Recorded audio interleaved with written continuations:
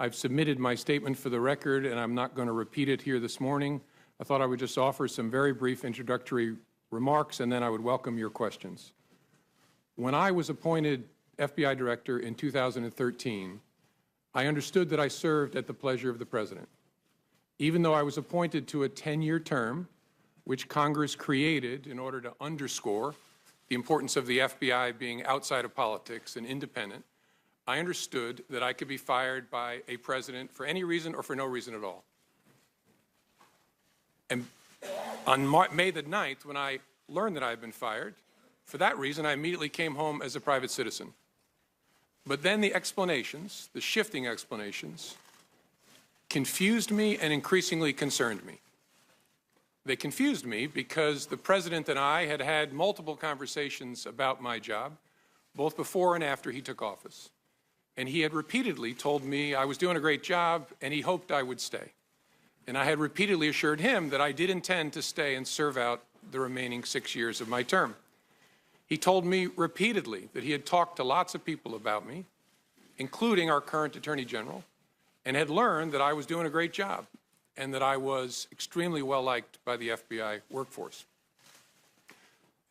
So it confused me when I saw on television the President saying that he actually fired me because of the Russia investigation, and learned again from the media that he was telling privately other parties that my firing had relieved great pressure on the Russia investigation.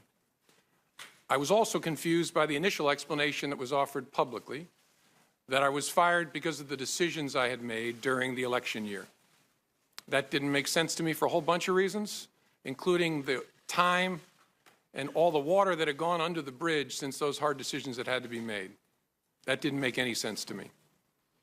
And although the law required no reason at all to fire an FBI director, the administration then chose to defame me, and more importantly, the FBI, by saying that the organization was in disarray, that it was poorly led, that the workforce had lost confidence in its leader. Those were lies, plain and simple. And I am so sorry that the FBI workforce had to hear them, and I'm so sorry that the American people were told them. I worked every day at the FBI to help make that great organization better. And I say help because I did nothing alone at the FBI. There are no indispensable people at the FBI. The organization's great strength is that its values and abilities run deep and wide. The FBI will be fine without me. The FBI's mission will be relentlessly pursued by its people, and that mission is to protect the American people and uphold the Constitution of the United States. I will deeply miss being part of that mission, but this organization and its mission will go on long beyond me and long beyond any particular administration.